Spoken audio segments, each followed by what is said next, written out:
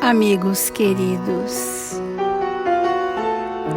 convidamos a todos a mergulharmos o nosso pensamento nas sintonias do Evangelho de Jesus, este manancial de luz que nutre os nossos espíritos da verdade.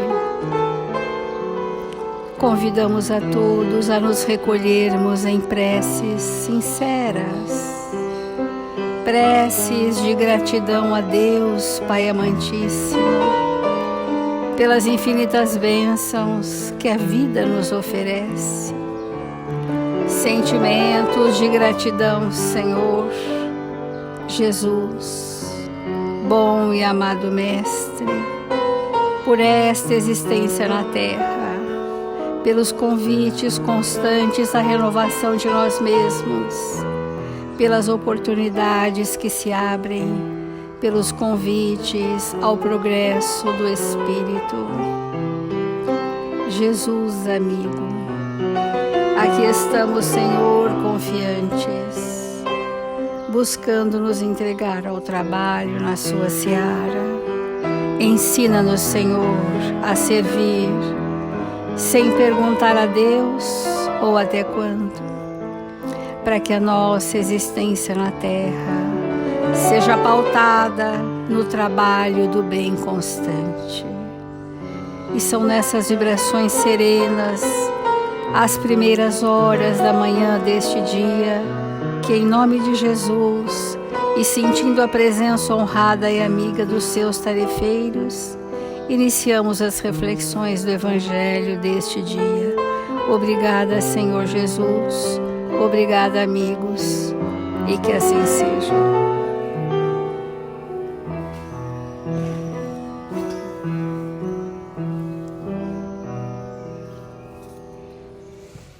Do Evangelho segundo o Espiritismo, a fé e a caridade. Devia ter dito que a caridade é impossível sem a fé. Podereis encontrar em verdade impulsos generosos, mesmo nas pessoas sem religião. Mas essa caridade austera que não se pratica senão pela abnegação, pelo sacrifício constante de todo o interesse egoístico, não há senão a fé para inspirá-la. Porque nada além dela vos faz levar com coragem e perseverança a cruz desta vida. André Luiz diz que quem tem uma semana de Evangelho tem à saciedade o que doar. E nós temos milênios de conhecimento da verdade, ainda que mal interpretada segundo as nossas parcas possibilidades. Mas nada é tão novo no Evangelho de Jesus para nós do que o exercício de amar os desafetos. E para que nós chegamos a esse patamar de amor e caridade, nós precisamos desenvolver experiências da verdade, que nós vamos chamar de fé, que transcende as nossas crenças e passam a ser construções íntimas de todos nós, espíritos em evolução. E são essas construções que vamos chamar de recursos, que nos momentos decisivos da nossa jornada terrena, nos momentos em que somos testados nos nossos reais sentimentos, nos nossos reais valores, é esse arcabouço de recursos da experiência, da lei, é que vai ser para nós a estrutura do ombro para que o fardo não nos pese. A estrutura do espírito para não vergarmos diante das provas escolhidas por nós mesmos. Então é importante nós sabermos que sem a experiência do bem não há caridade. Nós podemos ter impulsos generosos, momentos fraternos ou imitativos. Nós imitamos comportamentos alheios E que bom que imitemos, para que ele seja um dia um modelo que, de tanto eu exercitar, posso adquirir um outro hábito e incorporar os meus próprios valores. Mas ainda assim, são atitudes externas, né? Quando nós admiramos alguém muito benemérito ou benevolente, nós temos uma satisfação íntima de fazer os feitos que ele faz ou que fez. Ele passa a ser uma fonte inspiradora para a nossa existência na Terra, sejam eles encarnados ou desencarnados. Então, nós temos modelos, grandes exemplos na humanidade, é um estímulo para que a gente passe a exercitar a lei, a verdade, na forma da caridade. Então, continuando o que nós ontem iniciamos a falar no livro Roteiro, eu achei muito importante essa lição que chama Evangelho e Caridade, que é um chamamento forte. Na primeira linha, Emmanuel coloca: antes de Jesus, a caridade é desconhecida. É Jesus que trouxe a lucidez da caridade para o planeta Terra. Como nós ontem falamos, nós tínhamos a informação de que amar a Deus era a maior lei sobre todas as coisas, mas achávamos que poderíamos fazer isso sozinhos, eu e Deus, sem mais ninguém interferir. E é daí que surgiram as religiões de reclusão, porque não nos ensinando a lidar com as nossas más tendências, o claustro era o nosso limite, era o nosso freio externo, era a nossa imposição externa, e aquele fervor interno do espírito os enlouquecia. E essa loucura chamada alienação do pensamento, né? Um falso puritanismo, né? Daqueles que não se maculam, que não se misturam e, portanto, não estão com ninguém. E sendo próximo o nosso caminho para Deus, sem nós descermos aos revaladouros do sofrimento, né? Aos vales, como Maria de Magdala o fez, como tantos outros fizeram, sem nós estarmos nessa condição, nós não traremos essa experiência de fé verdadeira, e a nossa ligação com Deus será uma ligação teórica, meramente ilusória, porque o próximo não esteve presente para requerer de mim posturas novas, solicitar de mim novos sentimentos, né? Estimular que eu perdoe, que eu seja indulgente, que eu seja benevolente, enfim, todas as derivações da caridade: benevolência, indulgência, perdão das ofensas, renúncia extremada dos interesses pessoais, devotamento e abnegação, que compõem esse valor da caridade. Isso não é possível sem estarmos com alguém.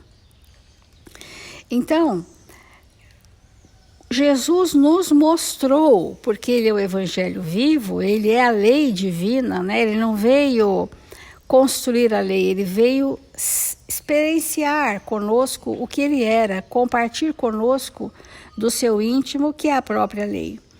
Então, esse trecho aqui, que ilustra bem, todos nós indistintamente conhecemos a parábola do bom samaritano, somos capazes de fazer palestras sobre isto e somos capazes de dar aulas de evangelização sobre isto, mas às vezes nós precisamos entrar nas sutilezas desse momento que o Emmanuel traz para nós, que Jesus trouxe. Com Jesus, a paisagem social experimenta decisivas alterações. Ora, se a alteração interna ela é relevante, nós estaremos sendo agentes contaminadores do mundo em que vivemos, que é o fermento que leveda a massa. Então mudou a paisagem social porque os indivíduos se modificaram pela prática do bem. E imaginemos a presença de Jesus condensadamente presente na Terra, o influxo inspirativo que ele envolvia centenas de milhares de espíritos que estavam ali sensibilizados para os seus ensinamentos. E foi nesse influxo divino que o samaritano desceu e viu um homem. Ele viu alguém que não sabia de onde vinha, para onde ia, quem era, que hierarquia tinha. Ele viu um homem.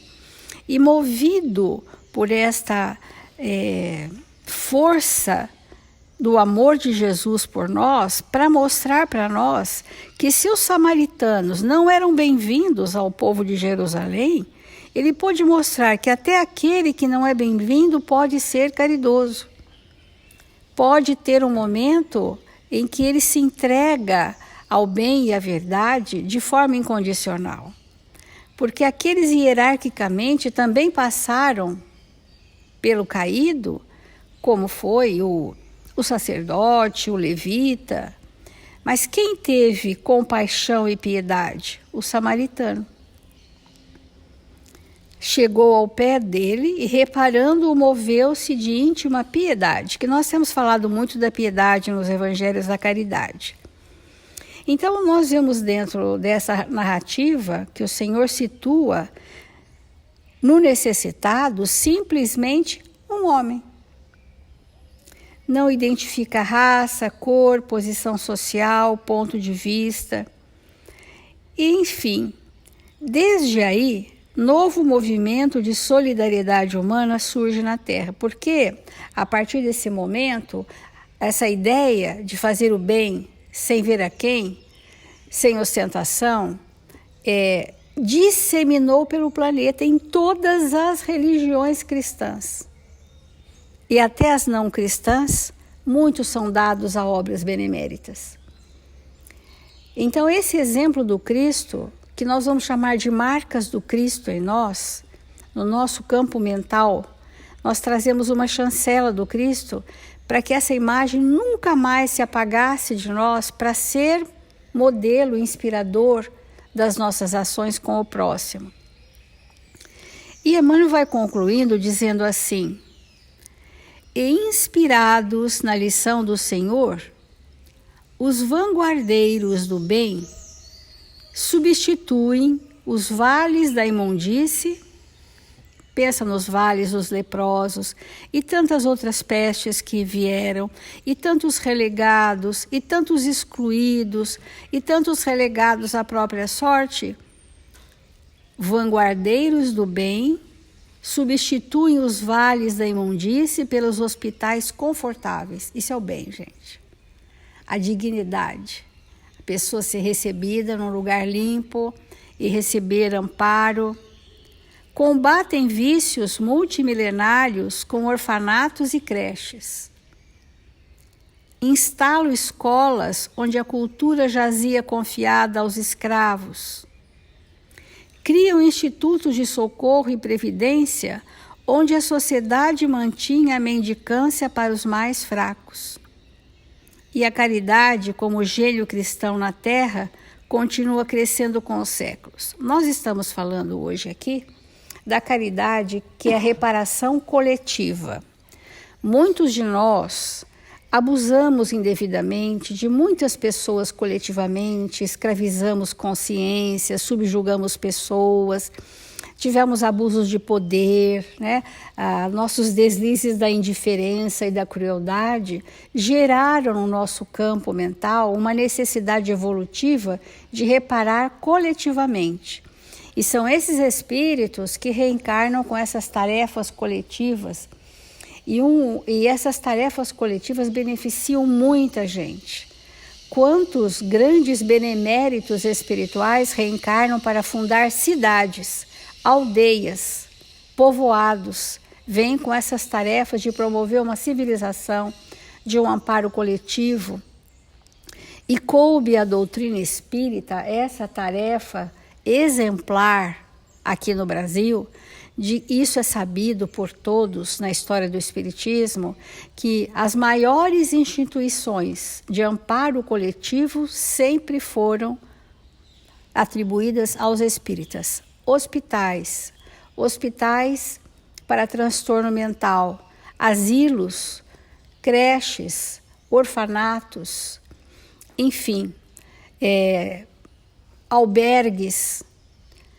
Esses espíritos, nós não podemos desmerecer esses feitos achando que isso é externo, porque isso é o amparo que o espírito que está na dor precisa. O espírito que está na dor, ele precisa de um lugar para se acolher, muito mais do que uma palavra que ele nem vai entender. Porque, a exemplo do bom samaritano, ele nada disse para o enfermo, nem perguntou seu nome, mas ele deu aquilo que saciava sua necessidade emergente. Então, é muito importante, e aqui Emmanuel diz assim, olha,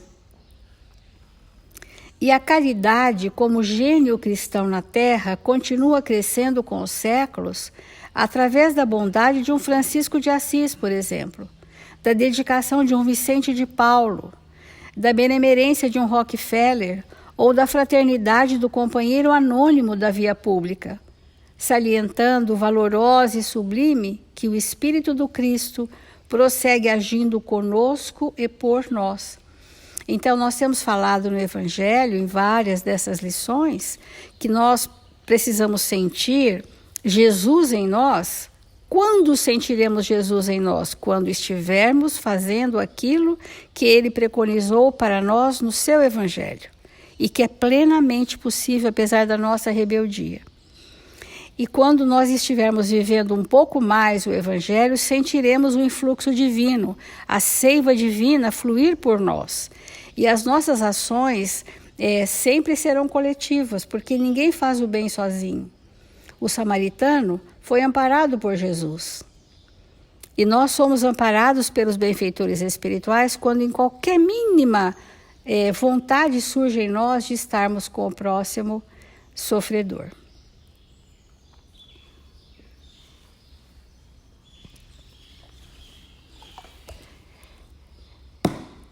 O quanto nós já nos encontramos prontos para o exercício dessa caridade e realmente, onde quer que nós estejamos, possamos ser reconhecidos por muito nos amarmos. É apenas a caridade que realmente estabiliza os lares, as instituições, os ambientes coletivos que nós vivemos. Então vamos compreendendo cada vez mais que onde há dissensões, onde há separações, distanciamento, não existe a fraternidade, não existe a caridade. Então, quando nós olhamos para nós mesmos e nos sentimos distantes uns dos outros, quando nós sentimos isolamento, é porque ainda não conhecemos na nossa intimidade esse valor. Porque todas as vezes que expressamos na nossa intimidade a caridade, nós nos aproximamos de alguém. Então, gostar de viver isolado é gostar de viver com ausência no coração da caridade. E qual é a consequência disso em nossas vidas? Esse isolamento ou uma aparente sociabilidade, porque há pessoas que são super simpáticas, são super agradáveis, mas elas são profundamente isoladas no seu íntimo. De que isolamento nós estamos falando se a pessoa interage com o outro, se a pessoa dá gargalhadas, está sempre na roda de amigos, né? Como que é isso? Como que uma pessoa que interage facilmente pode ser uma pessoa isolada? Então aí é que entra, né, um entendimento muito mais profundo do Evangelho. Porque um espírito bem simpático, que interage com todo mundo, ele pode estar vivendo um profundo isolamento. Ou não. Há realmente espíritos que são assim e são caridosos. Mas isso é algo que nós temos que analisar profundamente em nossa intimidade. Então vamos fazer uma distinção, né, entre essas coisas que nós estamos falando, porque às vezes a gente está falando de isolamento que nos impede de ser caridosos, e ao analisarmos a nós mesmos, a gente fala assim, não, mas eu não sou isolada. Eu até nem consigo viver se não tiver com muita gente, né? Só que isso não é um parâmetro para que possamos compreender o que o Evangelho fala. O parâmetro, para nós entendermos se somos ou não isolados, é o quanto nós estamos isolados de nós mesmos, o quanto nós estamos projetados para fora. Porque nós temos falado incansavelmente que o materialismo, ou o materialista, é aquele que está 100% fora de si mesmo. O materialista é aquele que está todo o tempo todo, envolvido com as coisas externas, que não tem vida íntima, não tem vida espiritual íntima. Então, nós vamos observar, da mesma maneira que nós temos a cólera surda e a cólera explosiva, nós temos aqueles indivíduos que são isolados na vivência com a comunidade. Olha que estranho que isso é. Porque ele está envolto de muitas pessoas, ele convive com muitas pessoas, mas se nós formos olhar em profundidade, aquele espírito não é caridoso. Ele muitas vezes não suporta ficar com ele mesmo. Então ele vive rodeado de pessoas, para não entrar em contato com ele mesmo. Mas isso não significa caridade. Porque que o espírito é caridoso? Porque o espírito que é caridoso, ele está todo o tempo todo com o outro, sem deixar de estar consigo mesmo.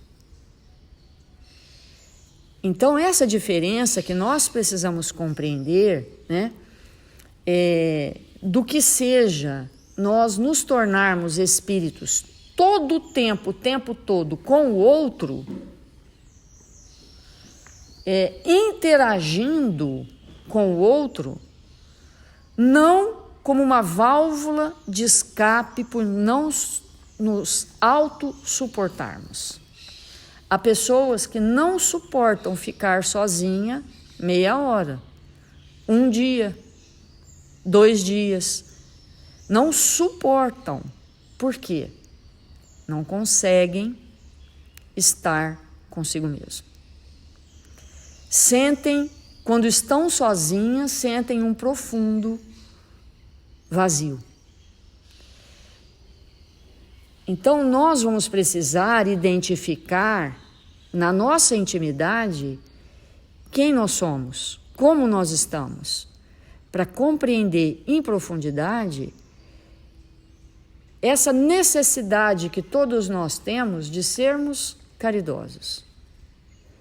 Então, retornando, não existe caridade sem os relacionamentos, sem a convivência uns com os outros.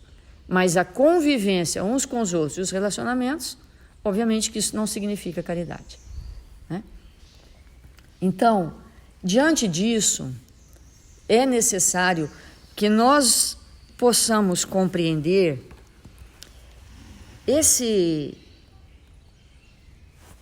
essa relação que existe entre caridade e benevolência, e a relação que existe entre benevolência e tolerância.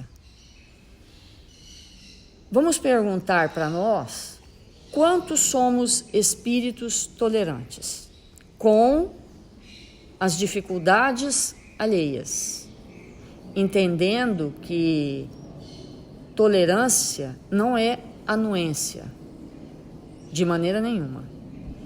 Tolerância é um profundo entendimento pelo momento evolutivo do nosso próximo e nos postarmos ao lado dele para que ele tenha sustentação, tenha a nossa sustentação, para que naquela fase em que ele está vivendo, em que ele ainda não consegue expressar determinados valores, a sua existência não seja por demais comprometida. Então, o que é mesmo tolerância nos relacionamentos?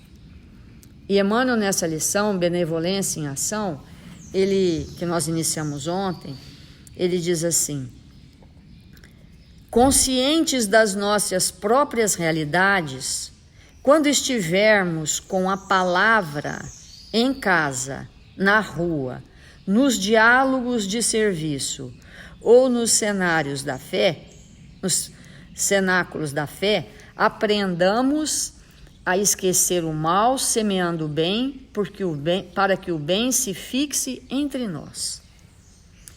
Eu achei essa frase espetacular, porque nem sempre a gente percebe que nós estamos com a palavra. O que significa para nós, num diálogo, num momento com outras pessoas, nós estarmos com a palavra, tomarmos a palavra. O que significa de verdade isso para nós? O nível de consciência que precisamos ter quando nós estamos com a palavra, para que esta palavra seja de verdade a expressão da nossa tolerância e, consequentemente, benevolência e, consequentemente, caridade. Para que ela realmente, que essa palavra, ela, no bem, nós possamos fixar em nossa intimidade esse bem. Então, todas as vezes que eu me esforço, quando tomo a palavra, de estruturá-la no bem, é a grande oportunidade que nós estamos tendo de fixá-la em nossa intimidade. Porque quando a nossa palavra ela é irritada, quando a nossa palavra é grosseira, quando a nossa palavra é agressiva, nós temos que compreender que é isso que estamos fixando em nós.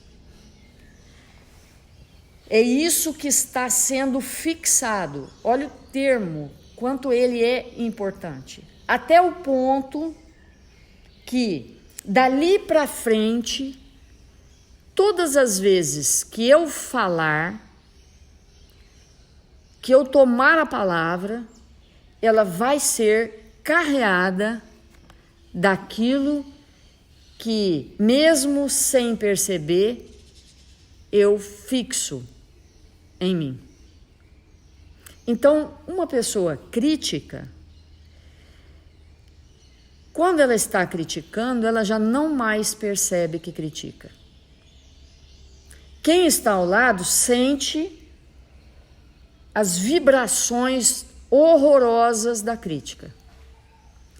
Sentem, aqueles que estão ao lado sentem as frequências baixíssimas da emissão daquele pensamento mergulhado na crítica. Mas quem está fazendo já não percebe. Então, o estado de vigilância que nós temos que ter uns para com os outros é um estado que deverá revelar na nossa intimidade o quanto estamos nos empenhando para nos tornar tolerantes. E o que é na nossa intimidade que está nos viciando para não ser tolerante. Porque nós estudamos longo tempo aqui na nossa casa a questão da palavra. A palavra é, de fato, algo que nós temos que estar todo o tempo todo, atentos. E nos perguntar o que a minha palavra está causando no outro. O que a minha palavra está causando no outro. Porque às vezes nós não nos incomodamos com isso. E quando nós não nos incomodamos com isso, o que nós estamos falando? Que eu não me importo com você. Eu não me importo. Esse é o meu jeito de falar. E daí? Eu não me importo com o que eu estou te causando. E como que vamos ser caridosos quando a gente não se importa? Vamos refletir sobre isso. Fazer a nossa prece.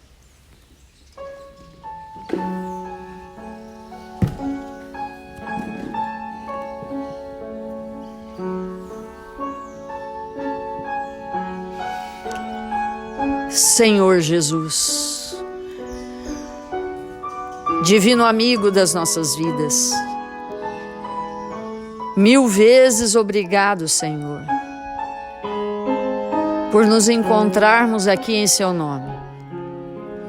Ampara-nos, fortalece-nos, permite, Mestre, que nós possamos aprender cada vez mais com os Teus exemplos, para que possamos nos tornar espíritos amorosos, lúcidos, dispostos ao bem e à verdade.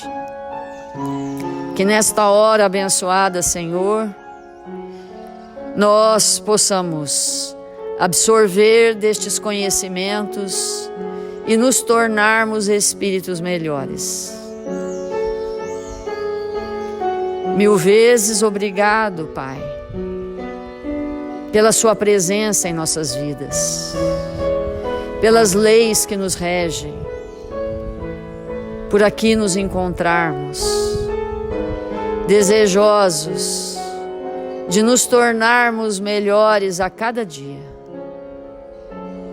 Que a presença de Jesus em nossas vidas, o Teu enviado, o Seu Filho amado, seja para nós a eterna luz, o eterno caminho, por onde queremos trilhar, e aprender com Ele a nos amarmos.